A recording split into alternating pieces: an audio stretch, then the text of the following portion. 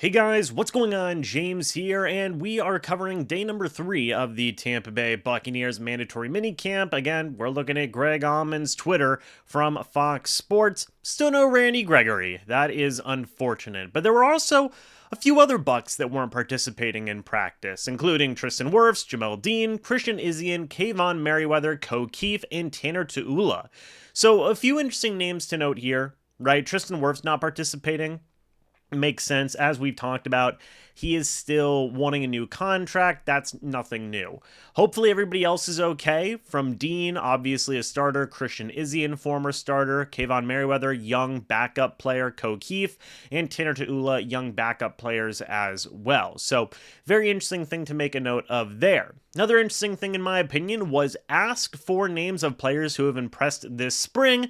Todd Bowles said, firstly, left guard Ben Bredeson and Sua Opeta, then Tyreek Thunderberg from Appalachian State. So shout out Tyreek Thunderberg. Again, one of the coolest names on the Bucs roster, in my opinion. But first, let's take a look at Ben Bredeson and Sua Opeta. This is interesting for me because both these guys are still competing for that starting left guard spot. And Ben Bredeson, you would figure in terms of his overall experience, probably has the edge over Sua Opeta. Ben Bredeson started every single game for the Giants last year, but Sua Opeta has been, in a great offensive line, basically factory in the Philadelphia Eagles. So both these guys have things going for them, and it is going to be a very legitimate competition. I would say at this point, it seems like Robert Hainsey isn't going to be competing at left guard, maybe if he comes in late, but at this point, it seems like the Bucs are going to be pretty satisfied with either Ben Bredeson or Sua Opeta as their starting left guard going forward, and those are going to be the two main guys. I know a lot of people have been asking about Elijah Klein as well, the Bucs' 6th round draft pick out of UTEP.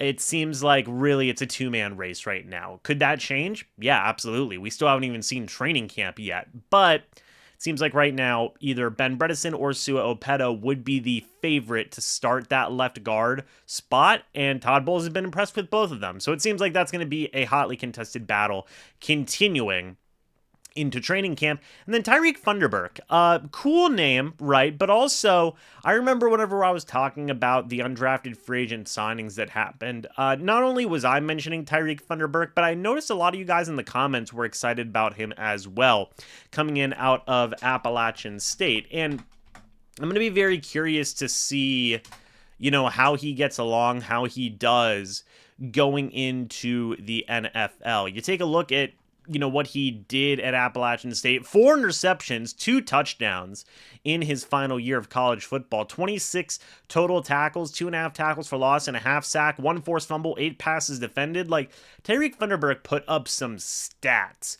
at college in his final year there at Appalachian State. 6 feet tall, 185 pounds.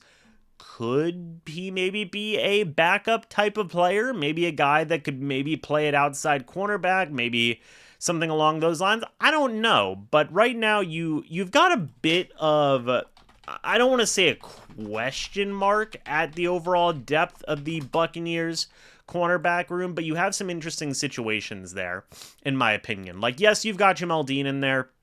You brought in Bryce Hall. Tyreek Thunderberg is there as well. You have Zion McCollum, who's going to be your number 2 cornerback in that mix. You brought in Tavier Thomas to compete at nickel. After that, you've got a lot of different guys, like Josh Hayes is a safety / nickel cornerback hybrid. I think that Tyke Smith is another guy that is a nickel corner / safety hybrid type of player. In terms of outside cornerbacks, you've got Jamel Dean, you've got Zion McCollum, and then you've got Bryce Hall. Maybe there's a spot there for Tyreek Thunderberg. He's going to be competing with guys like Andrew Hayes, Chris McDonald out of Toledo is going to be in that mix. But Keenan Isaac's also going to be in that mix, 2nd-year cornerback out of Alabama State. But, Tyreek Thunderberg's been making some noise. He's been impressing some people. Todd Bowles, the most important guy to be impressed, to impress, is, seemingly liking what he's seeing from Tyreek Thunderberg. So if the Bucs carry 6 cornerbacks or maybe 5 cornerbacks, but have some versatility with some of those extra safety slots, maybe there is a spot somewhere for Tyreek Thunderberg. Very interested to see what he does going forward, and pay attention to him in training camp. I'm sure this isn't the last time we'll be talking about him. Asked about Randy Gregory's continued absence, Bowles reiterates that it's unexcused and it'll be taken care of that way. But they move forward to training camp. Fines would be just over $100,000. So it does seem like Randy Gregory is going to be fined. Bowles again said that it was an unexcused absence. It will be taken care of that way. Again, not great. Not a great impression in terms of what's going on there. Also, Graham Barton signed today, so the Buccaneers draft class is officially signed. That's some interesting news there. Greg Auman then says, can't pretend to know what Gregory's decision is based on, but he has litigation with the league right now. Sounds like the priority is moving ahead to training camp and hoping for normal attendance starting then. All right, well, there you go. Also, Falcons lost a 5th-round draft pick and fined $250,000. LOL Falcons.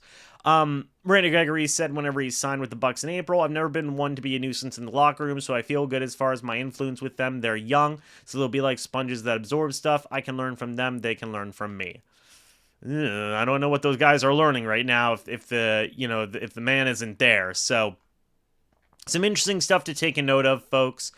An interesting situation, not just with Randy Gregory, but the left guard situation is also very interesting as well, with Sua Opeta, Ben Bredeson, competing for that starting spot. And then also you have Tyreek Thunderberg making some noise as well. So what do you guys think? Let me know your thoughts and opinions about this down in the comments section below. I'd love to hear it.